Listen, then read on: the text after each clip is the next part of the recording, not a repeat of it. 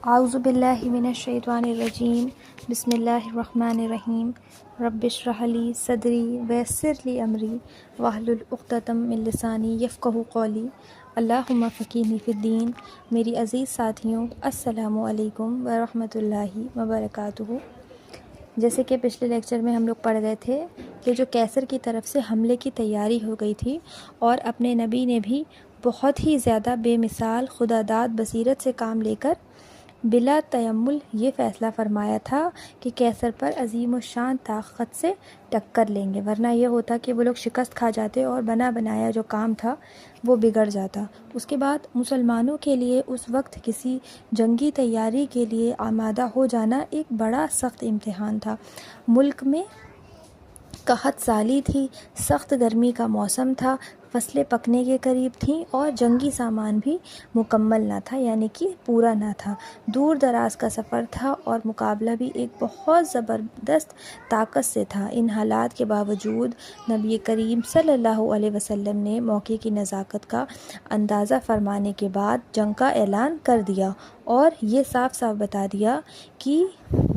کہاں جانا ہے اور کس لیے جانا ہے۔ یہ بات پیش نظر رکھنا چاہیے کہ اس وقت تک اسلامی تحریک کا مقابلہ کھل کر بیرون دشمنوں سے ہی ہو رہا تھا اور مکے اور حنین کی لڑائیوں کے بعد اس مخالفت کا زور ٹوٹ چکا تھا، لیکن اس وقت تک اندرونی دشمن یعنی منافقوں کے ساتھ زیادہ تر معاملہ درگزر کا برتا گیا تھا، اور یہ اس لیے بھی تھا کہ ابھی تک تحریک اتنی مضبوط نہیں ہوئی تھی کہ ایک وقت میں باہر کے اور گھر کے دشمنوں سے لڑائی مول لی جاتی۔ دوسرا یہ کہ منافقوں میں سب ایک ہی طرح کے لوگ تھے، ان میں سے ایسے بھی تھے جو یا تو کمزور ایمان میں مبتلا تھے یا کچھ شکوک و شبہات رکھتے تھے۔ ایسے لوگ کو ایک مناسب مدت تک مہلت دینا ضروری تھا تاکہ وہ اپنی کمزوری اور اپنے شکوک و شبہات کو دور کر لیں، اور آخر میں صرف وہی لوگ باقی رہ جائیں جو جان بوجھ کر اور سوچ سمجھ کر اسلام کی جڑ کاٹنے کے لیے مسلمانوں کے اندر گھس آئے تھے۔ چنانچہ ایک عرصہ تک ایسے لوگوں کو نرم اور گرم ہر انداز میں سمجھانے کی کوشش ہوتی رہی، اور اس کے نتیجے میں جن لوگوں کے اندر کچھ بھی صلاحیتیں تھیں وہ سیدھے راستے پر آتے چلے گئے۔ اب یہ سب مرحلے طے ہو چکے تھے۔ مسلمانوں نے ملک کے اندر اپنے مخالفوں کو بڑی حد تک زیر کر لیا تھا، اور اب ان کا مقابلہ ملک کی باہر کی طاقتوں سے شروع ہو رہا تھا۔ ایسے نازک موقع پر گھر کے اندر کے دشمنوں کا سر کچلنا بہت ضروری تھا، ورنہ اندیشہ تھا کہ یہ لوگ باہر کے دشمنوں سے ساز باز کر کے معلوم نہیں کس وقت ہمیں کیا نقصان پہنچا دیں۔ اس کے بعد منافقت کا پردہ فاش ہونے لگا۔ منافقوں سے نپٹنے کے لیے پہلا مرحلہ یہ تھا کہ سب لوگ کھل کر سامنے آ جائیں اور انہوں نے اپنے چہرے پر ایمان اور اسلام کی نقاب ڈال رکھی ہے وہ ہٹ جائے، اور ان کی اصل حیثیت پوری اسلامی سوسائٹی کو معلوم ہو جائے۔ ان کی اصل حیثیت یعنی کہ ان کا اصل مقام کیا ہے، کہ وہ سچ میں ایمان لائے ہیں یا صرف دکھاوا کر رہے ہیں، یا صرف ان کے جو پلانز تھے، ان کی جو باتیں تھیں وہ باہر پہنچانے کے لیے ان کی جماعت سے جڑے ہوئے ہیں۔ ان کے لیے پھر یہ موقع باقی نہ رہے کہ یہ مسلمانوں کے معاملات میں مسلمان بن کر دخل دیتے رہیں، اور انہیں مسلمانوں میں وہی مقام اور درجہ حاصل رہے جو مخلص مسلمانوں کو حاصل ہے۔ چنانچہ جنگ تبوک کا یہ اعلان منافقوں کو بے نقاب کرنے میں نہایت کارگر بھی ثابت ہوا۔ اس موقع پر وہ سب لوگ جو اپنے ایمان کے دعوے میں مخلص تھے دل و جان سے جہاد کے لیے تیار ہو گئے۔ سرمایے کی ضرورت سامنے آنے پر ان کے پاس جو کچھ بھی تھا لا کر حاضر کر دیا، اور جب سواری کا انتظام مکمل نہ ہونے کی وجہ سے ان میں سے کچھ لوگوں کو محمد صلی اللہ علیہ وسلم کے ساتھ جانے کا موقع نہیں ملا تو وہ اس محرومی پر رو دیے، اور اس طرح صاف معلوم ہو گیا کہ اسلامی جماعت میں کتنے لوگ مخلص ہیں، لیکن ان کے برخلاف جن لوگوں کے دلوں میں ایمان نہیں تھا، جنگ کا اعلان سن کر گویا ان کی جان ہی نکل گئی ہو، ان لوگوں نے طرح طرح کے ہیلے بہانے شروع کیے اور جنگ پر نہ جانے کے لیے محمد صلی اللہ علیہ وسلم سے رخصت حاصل کرنے لگے۔ محمد صلی اللہ علیہ وسلم نے بھی اس موقع پر رویہ اختیار فرمایا اور ایسے تمام لوگوں کو رخصت دے دی، یعنی کہ ایک طریقے سے ریٹائر کر دیا، ایک طریقے سے انہیں جانے دیا۔ پھر ان منافقوں نے اتنا ہی نہیں کیا کہ خود جنگ پر جانے سے جان چرائی، بلکہ یہ دوسروں کو بھی روکتے اور برگلاتے رہتے۔ کبھی کہتے کہ گرمی بہت سخت ہے، ایسے میں جنگ کے لیے جا کر کیا ہی جان دینا، کبھی کہتے کہ بھلا روم سلطنت کے مقابلے میں یہ تھوڑے سے مسلمان کیا ہی کر سکیں گے، یا تو جان بوجھ کر اپنے آپ کو ہلاکت میں ڈالنا ہے، یہ چیز جان بوجھ کر اپنے آپ کو ہلاکت میں ڈالنا ہے۔ یہ لوگ اس طرح کی باتیں کرنے لگے۔ غرض یہ ہے کہ اعلان جنگ ایک ایسا امتحان ثابت ہوا جس میں مخلص مومنین اور منافق کھل کر سامنے آ گئے، اور اب یہ ممکن ہو گیا کہ ایسے لوگوں کے خلاف جو مناسب کارروائی ہو وہ کی جائے۔ چنانچہ محمد صلی اللہ علیہ وسلم نے تبوک سے واپسی پر اس کا جو انتظام فرمایا اس کا ذکر آئندہ اپنے موقع پر آئے گا، مطلب آگے ہم لوگ پڑھیں گے۔ اس کے لیے تبوک کے لیے روانگی ہوئی۔ غرض آپ رجب 9 ہجری میں 30,000 فوجیوں کے ساتھ مدینے سے نکلے، جن میں سے 10,000 سوار تھے اونٹ کی اتنی کمی تھی، جن میں سے 10,000 سوار تھے، اونٹوں کی اتنی کمی تھی کہ ایک اونٹ پر کئی آدمی باری باری سوار ہوتے تھے، یعنی کہ ایک بیٹھ جاتا تھا، دوسرا تھک جاتا تھا تو دوسرا بیٹھ جاتا تھا، پہلا اتر جاتا تھا۔ اس پر گرمی کی شدت اور پانی کی کمی بھی تھی، مگر مومنوں نے اس موقع پر اپنے ایمان کے خلوص، نبی کی اطاعت اور اللہ کی راہ میں سرفروشی کے جس شوق کا ثبوت دیا تھا، اللہ تعالیٰ نے اسے قبول فرمایا اور ایسا انتظام فرما دیا کہ بغیر کسی لڑائی کے ہی وہ مقصد حاصل ہو گیا جس کے لیے نبی کریم صلی اللہ علیہ وسلم نے مدینے سے کوچ فرمایا تھا۔ تبوک پہنچ کر معلوم ہوا کہ کیسر نے سرحد سے اپنی فوجیں ہٹا لی ہیں اور اب کوئی مقابلے کے لیے موجود ہی نہیں ہے۔ ہوا یہ کہ جب کیسر کو یہ معلوم ہوا کہ اس کی اتنی زبردست تیاری کی اطلاع پانے کے باوجود مسلمان اس بے خوفی کے ساتھ مقابلے کے لیے خود مدینے سے نکل پڑے ہیں، جب کیسر کو پتہ چلا کہ ان لوگوں کو پتہ چل گیا کہ ہماری کتنی فوج ہے اور ہم کتنے طاقتور ہیں، پھر بھی مسلمان بالکل نہیں ڈرے اور خود لڑائی کے لیے مدینے سے نکل پڑے اور برابر بڑھتے چلے آ رہے ہیں، تو اس نے یہی مناسب سمجھا کہ اپنی فوجیں ہٹا لیں۔ وہ اس سے پہلے دیکھ چکا تھا کہ غزوہ موتا کے موقع پر 3,000 مجاہدوں نے 2,00,000 فوجوں کے مقابلے میں کیسی شجاعت دکھائی تھی۔ اس لیے جب اسے معلوم ہوا کہ خود نبی کریم صلی اللہ علیہ وسلم 30,000 کی جماعت کے ساتھ تشریف لا رہے ہیں، تو اس نے یہی فیصلہ کیا کہ اسی سیلاب کا مقابلہ نہ کیا جائے، کہیں ایسا نہ ہو کہ پاسا پلٹ جائے اور اس کی ساکھ ختم ہو جائے۔ اس کے بعد وہ لوگ نے تابوک پر قیام کیا۔ کیسر کے اس طرح میدان سے ہٹ جانے کو نبی کریم صلی اللہ علیہ وسلم نے کافی سمجھا اور اس کا پیچھا کرنے کے بجائے اس علاقے میں اپنے اثرات کو مضبوط کرنا مناسب خیال فرمایا۔ آپ وہاں 20 دن ٹھہرے اور اس درمیان بہت سی چھوٹی چھوٹی ریاستوں کو جو سلطنت روم اور اسلامی حکومت کے درمیان واقع تھیں اور جب تک رومیوں کے زیر اثر تھیں، اسلامی حکومت کے مطیع یعنی کہ فرما بردار اور بزرگ اور باز گداز بنا لیا، اور اس طرح اب تک جو عرب قبیلے کیسر روم کا ساتھ دیتے تھے، اب وہ اسلامی حکومت کے مددگار اور معاون بن گئے۔ اس کے بعد منافقوں نے کچھ چالیں بھی چلیں۔ جس وقت محمد صلی اللہ علیہ وسلم تبوک کی مہم پر مدینے سے روانہ ہوئے، اس وقت وہ سب لوگ جو دراصل مسلمان نہیں تھے لیکن اسلامی جماعت میں اپنی کسی نہ کسی مفاد کے لیے گھس آئے تھے، ان کا کوئی نہ کوئی پلان تھا، کوئی مقصد تھا، اس وجہ سے وہ مسلمانی جماعت میں گھس آئے تھے، مدینے میں ہی چھپے رہ گئے۔ ان لوگوں کو پورا یقین تھا کہ مسلمان اس مہم سے بخیریت واپس نہ آ سکیں گے، کچھ تو موسم کی سختی اور سفر کی مصیبتوں کا شکار ہو جائیں گے، اور نہیں تو کیسر کی بے پناہ فوج کے مقابلے میں ان کا قال قمع یعنی کہ توڑ پھوڑ ہو جائے گا۔ ان منافقوں نے ایک مسجد بھی بنا لی، مسجد زیرار، جہاں یہ نماز کے بہانے عام مسلمانوں سے الگ جمع ہوتے تھے اور خفیہ مشورے کیا کرتے تھے۔ نماز کے بہانے جمع ہوتے تھے لیکن کیا کرتے تھے؟ خفیہ مشورے کرا کرتے تھے۔ ان لوگوں نے اس موقع پر اسلامی تحریک کو انتہائی نقصان پہنچانے کے لیے قسم قسم کی سازشیں کیں اور یہاں تک طے کر لیا کہ تبوک کی جنگ کا فیصلہ معلوم ہونے کے بعد، جس کے بارے میں انہیں یقین تھا کہ وہ مسلمان کی شکست ہی کی صورت میں نکلے گا، عبداللہ بن ابی کو مدینے کا بادشاہ بنا لیا جائے گا۔ انہیں نے تو سوچ لیا تھا کہ قیصر اتنا زیادہ ہے، اس کی فوج تو مسلمانوں کی شکست ہو ہی جائے گی، انہیں نے یہی سوچ کے عبداللہ بن ابی کو مدینے کا بادشاہ بھی بنا لیا تھا۔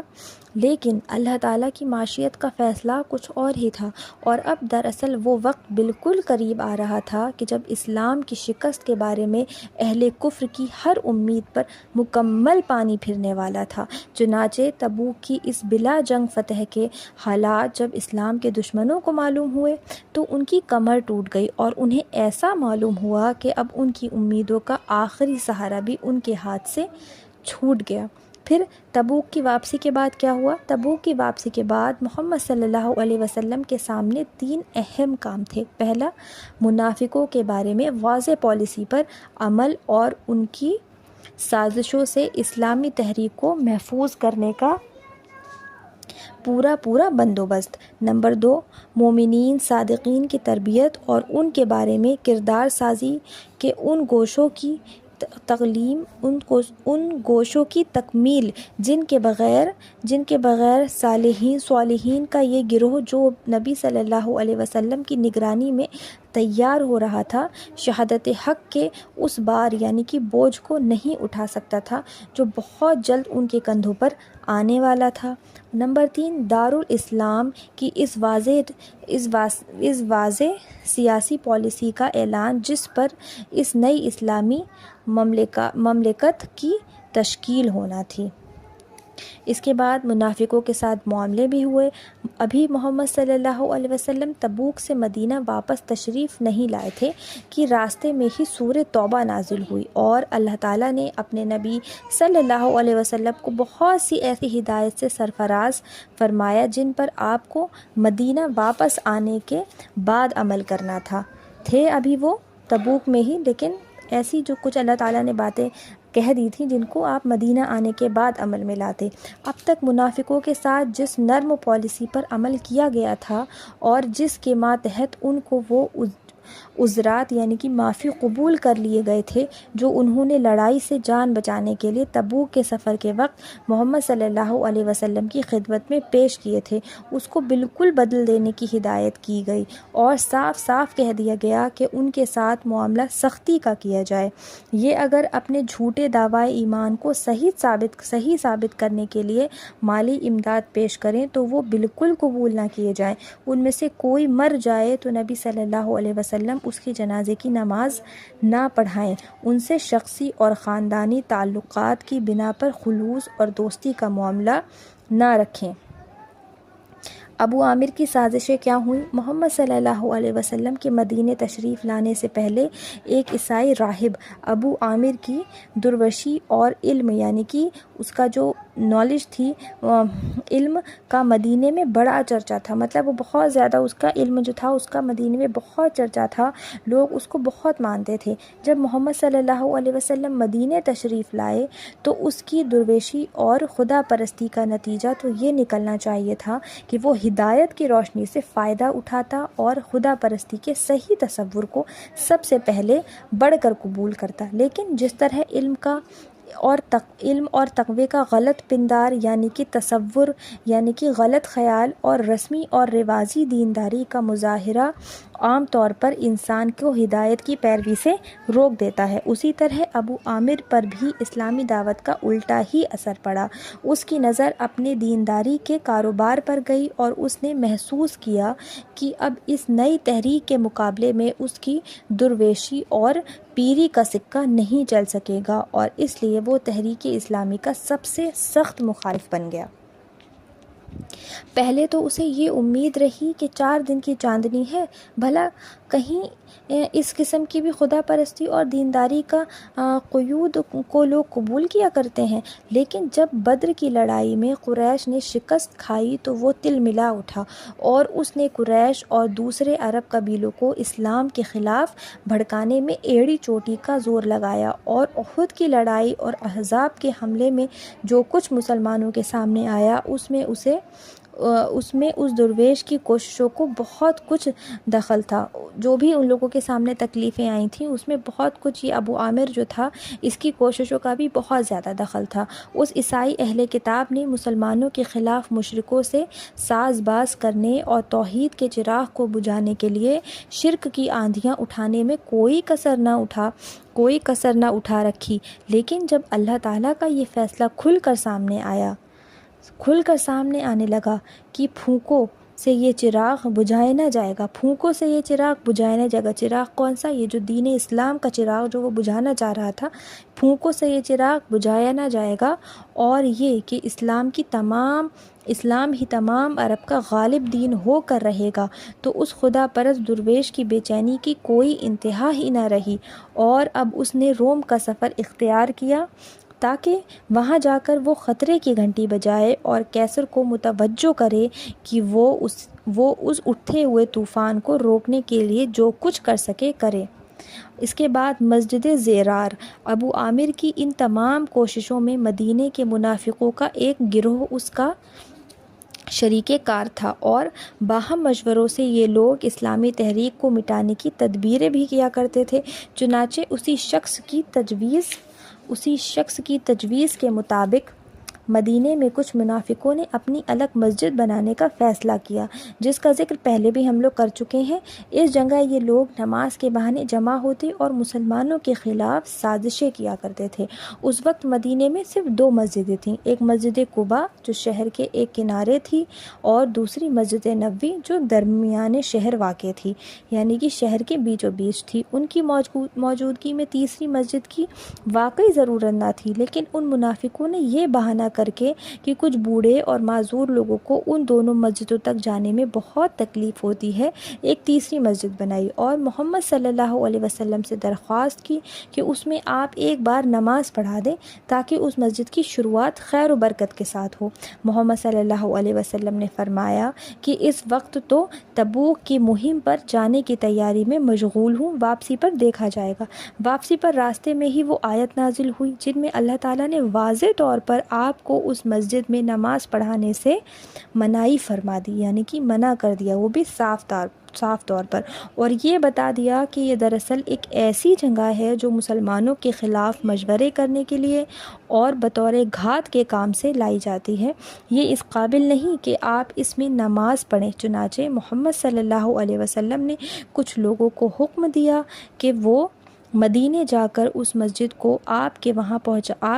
پہنچنے سے پہلے ہی ڈھا دیں۔ اس طرح اس مسجد کا ڈھانا دراصل منافقوں کے خلاف مسلمانوں کے آئندہ طرز عمل کا ایک کھلا ہوا اعلان تھا، اور اسی پر آئندہ عمل کیا گیا۔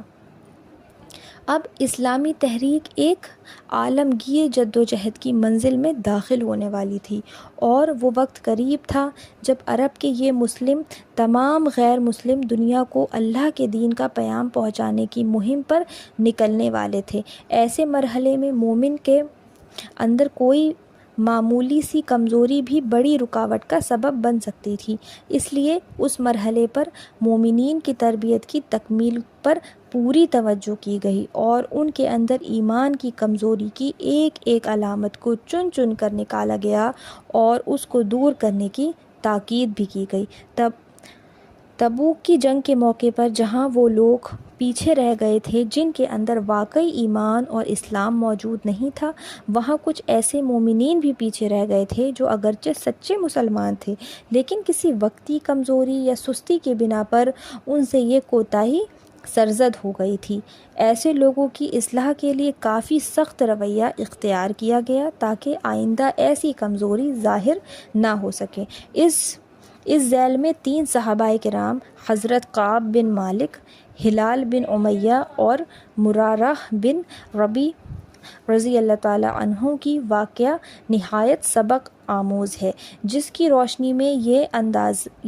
اندازہ بخوبی ہو سکتا ہے کہ اس وقت مومنین کی تربیت کس انداز پر کی جا رہی تھی۔ یہ تینوں صحابی اگرچہ سچے مومن تھے اور اس سے پہلے ان کے اخلاص ایمان کا تجربہ بھی ہو چکا تھا، لیکن کیونکہ محض سستی کی وجہ سے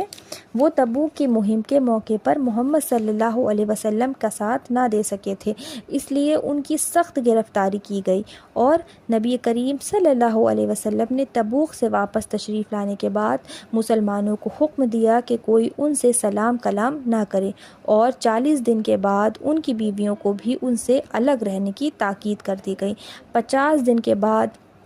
اللہ تعالیٰ نے ان کی توبہ قبول فرمائی اور ان کی معافی کا حکم نازل فرمایا جو سورہ توبہ میں مذکور ہے۔ ان میں سے ایک صحابہ حضرت کعب بن مالک کا واقعہ تفصیل کے ساتھ خود ان کی زبانی منقول ہوا ہے، نہایت ہی سبق آموز ہے۔ وہ فرماتے ہیں کہ جب محمد صلی اللہ علیہ وسلم مسلمانوں کو تبوک کی مہم کے لیے تیار کر رہے تھے تو میں بھی یہ ارادہ کر لیتا تھا کہ اب چلنے کی تیاری کروں، مگر پھر سستی کر جاتا تھا اور کہتا تھا کہ ابھی کیا ہے، جب وقت آئے گا تو تیار ہوتے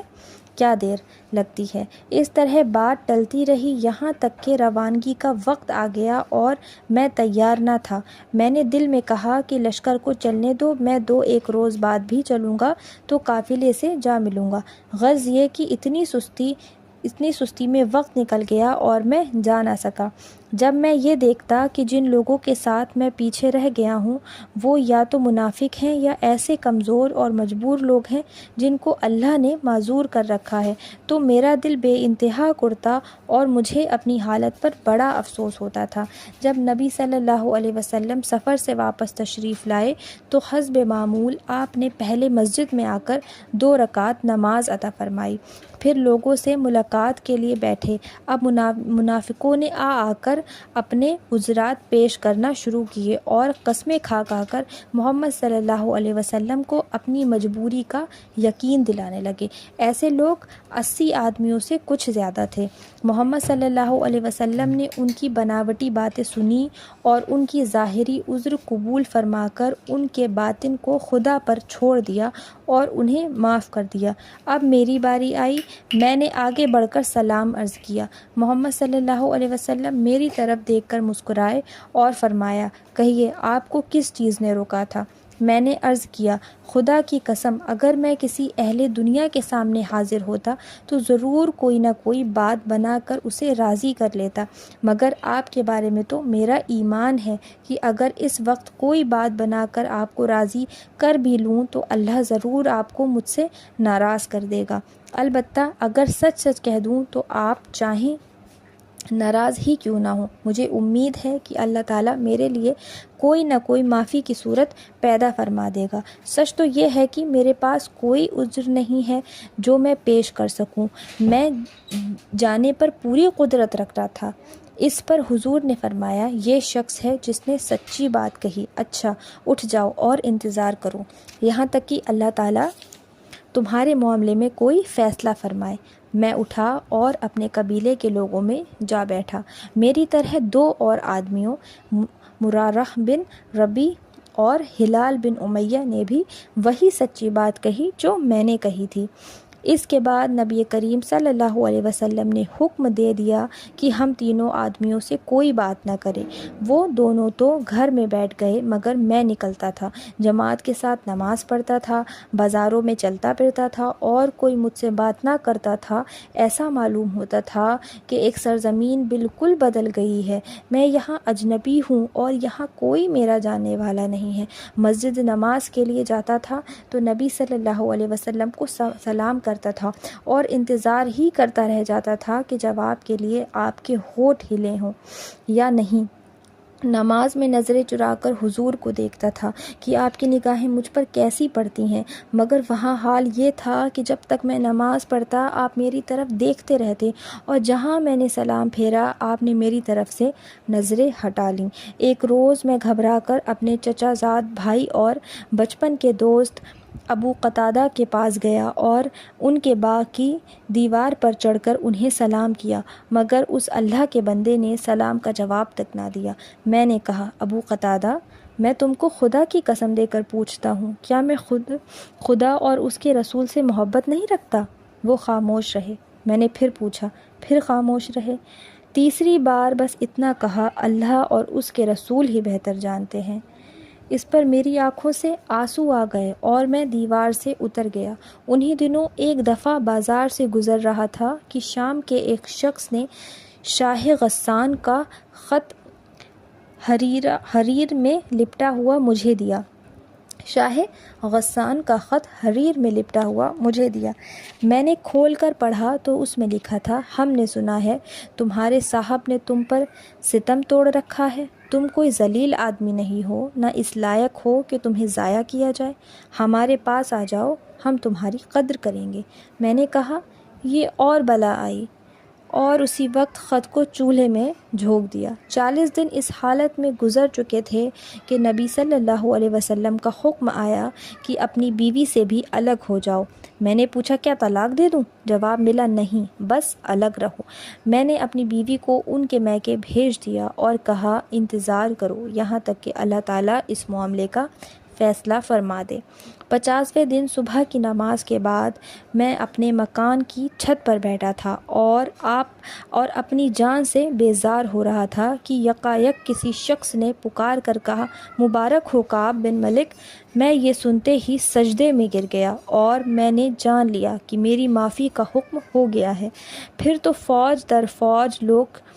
چلے آ رہے تھے اور ہر ایک دوسرے سے پہلے پہنچ کر مجھ کو مبارکباد دے رہے تھے، اور تیری توبہ قبول ہو گئی۔ میں اٹھ کر سیدھا مسجد نبوی کی طرف چلا، دیکھا کہ نبی صلی اللہ علیہ وسلم کا چہرہ خوشی سے چمک رہا ہے۔ میں نے سلام کیا تو فرمایا، تجھے مبارک ہو، یہ دن تیری زندگی میں سب سے بہتر ہے۔ میں نے پوچھا، یہ معافی حضور کی طرف سے ہے یا خدا کی طرف سے؟ فرمایا، خدا کی طرف سے، اور قرآن کی وہ آیت سنائی جس میں اس توبہ کی قبولیت کا ذکر ہے۔ میں نے عرض کیا، یا رسول اللہ، میری توبہ میں یہ بھی شامل ہے کہ میں اپنا سارا مال خدا کی راہ میں صدقہ کر دوں؟ فرمایا، کچھ رہنے دو، یہ تمہارے لیے بہتر ہے۔ میں نے اس ارشاد کے مطابق اپنا حصہ رکھ لیا، باقی سب صدقہ کر دیا۔ پھر میں نے خدا سے عہد کیا کہ جس سچ کے بدلے میں اللہ نے مجھے معافی دی ہے اس پر تمام عمر قائم رہوں گا۔ چنانچہ آج تک میں نے کوئی بات جان بوجھ کر خلاف واقعہ نہیں کہی، اور امید رکھتا ہوں کہ آئندہ بھی اللہ مجھے اس سے بچائے گا۔ مسلم معاشرے کی خصوصیت۔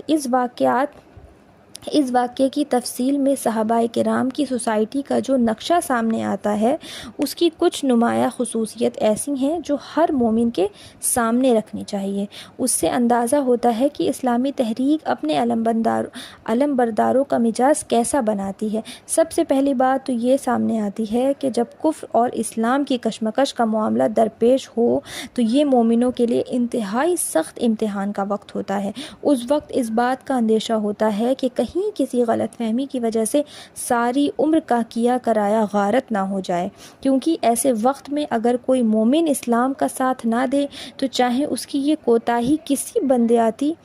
کسی بدنیتی کی بنا پر ہو کسی بدنیتی کی پر بنا پر نہ ہو، اور چاہے ساری عمر میں ایک ہی بار ایسی کوتاہی سرزد ہو، تاہم اس بات کا خطرہ پیدا ہو جاتا ہے کہ کہیں اس کا یہ طرز عمل اس کی ساری عمر کی نیکیوں اور عبادتوں کو برابر نہ کر دے۔ مومنوں کے لیے کسی موقع پر اس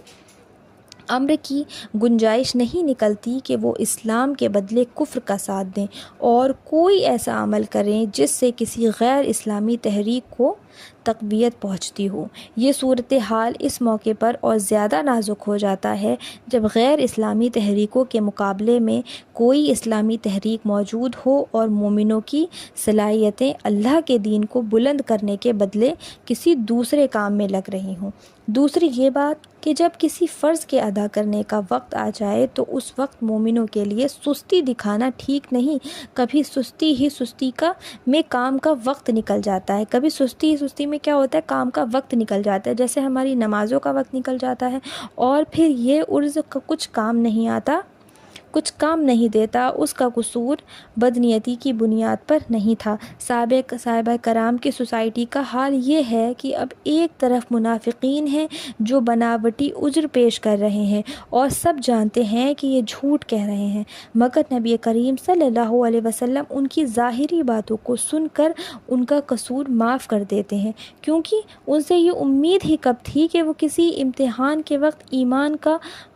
ایمان کے خلوص کا ثبوت دیں گے، اپنے ایمان کے خلوص کا، کیونکہ اپنے نبی کو پتا تھا کہ یہ منافق ہی ہیں، لیکن دوسری طرف کچھ سچے مومن ہیں جو اپنے ایمان اور اخلاص کا ثبوت اس سے پہلے کئی بار دے چکے ہیں۔ وہ جھوٹی باتیں بنانا پسند نہیں کرتے، صاف صاف غلطی کو مان لیتے ہیں، لیکن ان کے ساتھ اتنا سخت معاملہ کیا جاتا ہے کہ پوری سوسائٹی سے ان کا بائیکاٹ کر دیا جاتا ہے، اس لیے نہیں کہ ان کے ایمان اور اخلاص کے بارے میں کوئی شبہ پیدا ہو جاتا ہے، بلکہ صرف اس لیے کہ انہوں نے جو کام کیوں کیا جو منافقینوں کو کرنے کا تھا، انہوں نے اپنے پیر پیچھے کیوں کیے۔ پھر لطف یہ کہ اس معاملے میں لیڈر جس شان سے سزا دیتا ہے اور پیرو جس شان سے اس سزا کو بھگتتا ہے، پوری جماعت جس شان سے لیڈر کی منشا کے مطابق عمل کرتی ہے، یعنی کہ جو کہہ دیا جاتا ہے کہ سلام کا جواب نہ دو، ان کی بیوی سے کہہ دیا جاتا ہے کہ اپنے مائکے چلے جاؤ، ہر انسان مکمل طریقے سے جو ہے اللہ تعالیٰ کے نبی کی پیروی کرتا ہے، اس کا ہر پہلو بے نظیر ہے۔ لیڈر انتہائی سخت سزا دے رہا ہے، لیکن نہ غصہ ہے اور نہ نفرت، بلکہ گہری محبت کے ساتھ سزا دی جا رہی ہے، بالکل اسی طرح جیسے کوئی مہربان باپ قصوروار بیٹے کو سزا دیتا ہے اور اس بات کی مطمئنی یعنی کہ خواہش مند رہے کہ کب بیٹا درست ہو جائے تو پھر اسے سینے سے چمٹا لوں۔ پیرو سزا کی سختی سے انتہائی بے چین ہے، مگر کیا مجال کہ کسی موقع پر بھی اپنے محبوب لیڈر کی اطاعت کے بدلے میں کسی سرکشی کا وہم دل میں لے آئے۔ نہ کوئی شکایت ہے، نہ اپنے پہلے کارناموں کی داد کی طلب۔ پھر اس جماعت کو دیکھیے کہ اس کے اندر اپنے لیڈر کے احکام کی اطاعت کا جذبہ کس شدت سے موجود ہے۔ ادھر حکم ملا کہ فلاں شخص سے تعلقات ختم کر دیجئے تو معلوم ہوا کہ پوری بستی میں شاید اس شخص کا کوئی شناسہ ہی نہیں تھا، اور ادھر معافی کا اعلان ہوا تو پھر شخص بے چین ہو گیا کہ سب سے پہلے جا کر مبارکباد پیش کر دیں۔ اطاعت رسول کا یہ ایک نمونہ ہے جو قرآن اپنے پیرووں میں پیدا کرنا چاہتا ہے، اور جو دین کے خاطر کام کرنے والوں میں اپنے انتظام کرنے والوں اور بے اختیار لوگوں کے لیے موجود رہنا لازمی ہے۔ قصوروار کو دیکھیے کہ وہ دیکھتا ہے کہ اس سے زیادہ بڑے بڑے قصوروار محض جھوٹ بول کر صاف بچ گئے اور اس کو اس کے سچ بولنے پر اتنا سخت پکڑا جا رہا ہے، لیکن اس بات پر اس کے اندر نہ غصہ پیدا ہوتا ہے اور نہ کسی ناگواری کا اظہار ہوتا ہے۔ سزا ملنے کے بعد اس نے پورے 50 دن تک انتہائی سختی کے ساتھ سزا جھیلی، لیکن کسی ایک گھڑی کے لیے بھی اس کے دل میں یہ خیال پیدا نہ ہوا کہ اس کے ساتھ بڑی زیادتی کی گئی، اس کے پچھلے کارناموں پر پانی پھیر دیا گیا، اس کے ایمان اور اخلاص پر شبہ کیا گیا، حالانکہ وہ نہ بدنیت ہے اور نہ اس کے رسول کی محبت اس کا دل نہ ہی رسول کی محبت سے خالی ہے۔ اس نے جماعت میں کوئی سازش نہیں کی، لوگوں میں بددلی نہیں پھیلائی، دوسروں کو اپنا ہم خیال بنا کر جماعت کے اندر ایک اور جتھا پیدا کرنے کی کوشش نہیں کی، بلکہ انتہائی صبر و سکون کے ساتھ سزا کو برداشت کیا اور ہر آن اس امید میں رہا کہ کب اس کی کوتاہی کو معاف کر دیا جائے۔ یہ وہ مثالی طرز عمل ہیں جس کی بنیاد پر اللہ تعالیٰ نے انتہائی پیار بھرے الفاظ میں ان بزرگوں کی توبہ کی قبولیت کا اعلان فرمایا، اور یہ سب سے بڑی کامیابی ہے۔ یہ وہ فضل ہے جو اسی کو ملتا ہے جسے اللہ تعالیٰ عطا فرماتے ہیں۔ ایمان اور اسلام کا دعویٰ ایک شخص پر کتنی ذمہ داریوں کو عائد کر دیتا ہے، اس کی وضاحت کے لیے اس موقع پر صاف صاف جتا دیا گیا کہ دراصل اس دعوے کی حیثیت یہ ہے کہ اللہ تعالیٰ نے مومنوں سے ان کی جان اور ان کے مال جنت کے بدلے میں خرید لیے ہیں۔ سورہ توبہ کی آیت نمبر 111۔ ایمان کی یہ وضاحت جب تک اچھی طرح ذہنوں میں بیٹھ نہ گئی ہو اور ہر موقع پر انسان کے سامنے نہ رہے، وہ دین کے تقاضے کو پورا کرنے میں لازماً سستی برتے گا۔ اللہ تعالیٰ نے ایمان کو ایک معاہدے سے تعبیر کیا ہے جو مومن اللہ تعالیٰ سے کرتا ہے۔ معاہدہ یعنی کہ ایک طریقے کا وعدہ، ایک طریقے سے عہد۔ اللہ تعالیٰ جو اسلام ہے، ہم اللہ تعالیٰ سے وعدہ ہی تو کرتے ہیں کہ ہمیشہ ایک خدا کی پیروی کریں گے، نماز پڑھیں گے، روزے رکھیں گے، حلال کریں گے، حلال سے حرام سے بچیں گے۔ وہ معاہدہ یہ ہے کہ بندہ اپنا نفس اور اپنا مال گویا خدا کے ہاتھ بیچ دیتا ہے اور اس کے بدلے میں خدا کے اس وعدے کو قبول کر لیتا ہے کہ مرنے کے بعد اسے ہمیشہ رہنے والی زندگی میں اسے اللہ تعالیٰ جنت عطا فرمائیں گے۔ آج یہیں تک رہے گا، انشاءاللہ تعالیٰ اس کے آگے کل ہم لوگ پڑھیں گے۔ وآخر دعوانا الحمدللہ رب العالمین۔ السلام علیکم ورحمۃ اللہ وبرکاتہ۔